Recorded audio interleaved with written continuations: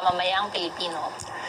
Tama ka, SK May. Hinihingi yan ng bawat Pilipino. At kung hindi may bigay, isa lang ibig sabihin, kulang.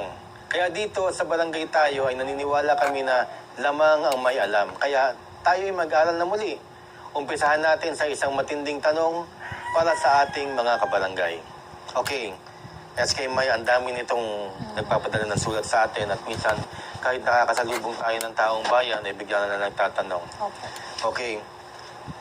Kung ikaw ay inapi ni Kapitan o ni Kagawad, saan ka pupunta? Yun ang pinakamadaling question na mahirap sagutin.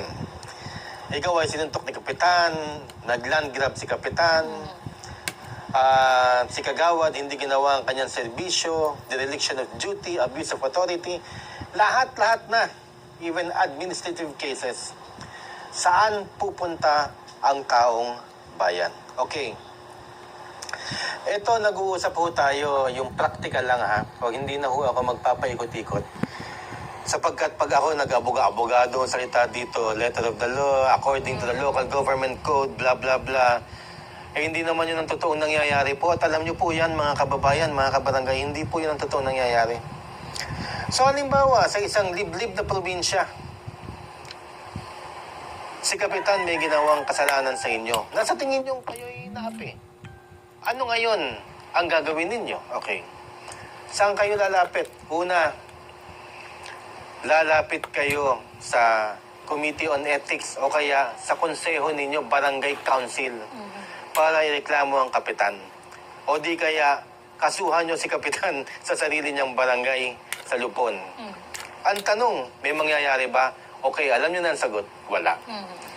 Eh, sino ba naman kagawad papala dyan sa Kapitan? Eh, siya ang Kapitan. Mga Lupon, appointed ng Kapitan. Paano nga? Sige nga, magkakakilala sila sa politika, magkakasama sila. Okay, ang next step, pupunta kayo sa Sangguniang Bayan o munisipyo ninyo para maghain ng reklamo against the Kapitan or di kagawad. Sa council, kasi meron din silang ethics committee at sila magdidisiplina sa mas mababang kapulungan. Ang mas mababang kapulungan ay barangay. At yan po ang lalapitan yung Sangguniang Bayan. Sila ho ang mas mataas sa city or municipal government. May mangyayari ba? Eh, naku naman. Paano may mangyayari? Tao ni Mayor si Kap. Tao ni Konsihal si Kagawad. Sila nag-uusap at nag-i-strategize kung paano sila may elect. So, paano nyo masasabi o paano kayo makakakuha ng kustisya? Eh, manok-manok system sa ating bayan. So, kahit magkakareklamo, uupuan yan. Saan kayo nakakita na nasuspend? Saan? No? Okay, lalapit ka kay Congressman. Hindi ba ikaw si Congressman dyan? Masyadong mapolitika para sa kanya. Okay, eto na. Pupunta ka ngayon sa Department of Interior and Local Government, DILG branch. Sa inyong branch, sa inyong probinsya. Okay? May mangyayari ba? Nako, ewan ko lang. Wala pang napapasuspend ng DILG sapagkat magkakilala rin sila. Ang mga DILG officials, taga dyan din ho sa probinsya ninyo. Yung mga regional directors, kilala ni Mayor, kilala ni Gob, kilala ni Congressman. So, ang taong bayan, walang malapitan. Except, of course, dumiretso kayo sa ombudsman. Kasi ang ombudsman, by virtue of their office, by virtue of their duties and responsibilities, hindi sila nakikihalibilo dyan sa mga yan. Ang tanging trabaho nila is to prosecute. Kaya kung ako sa inyo, didiretso ako sa ombudsman.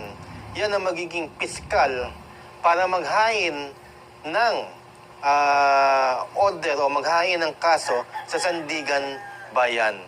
Ano ang kailangan yung requirements pag pumunta kayo ng ombudsman? Kaya pakinggan natin si SK May sapagkat importante are. Opo, isa-isahin po natin ang mga requirements po para sa paghahain ng kaso sa ombudsman. Unang-una na po dyan ay ang verified complaint affidavit.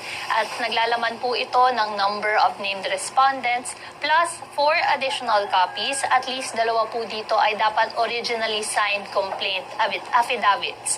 Pangalawa po, supporting documents and evidence if applicable. Naglalaman din po yan ng number of named respondents plus 4 additional copies pa rin po. At ang pangatlo, Verified Certificate of Non-Forum Shopping or CNFS at least 2 original copies po. Ayan po, nakikita ninyo sa mga screens ninyo ha. Pwede niyo yung anong tawag dito? Screenshot po. Screenshot. Opo. Oo, yan ang mga kailangan. Kaya ako po sinasabing dumiretso na kayo sa ombudsman dahil napag-usapan natin yung politika sa baba. Wala ho talaga tayong malalapitan. Okay, kahit halimbawa ako si Kagawad Butch, may ginawa sa akin si kapitan o ginawa sa akin si Congress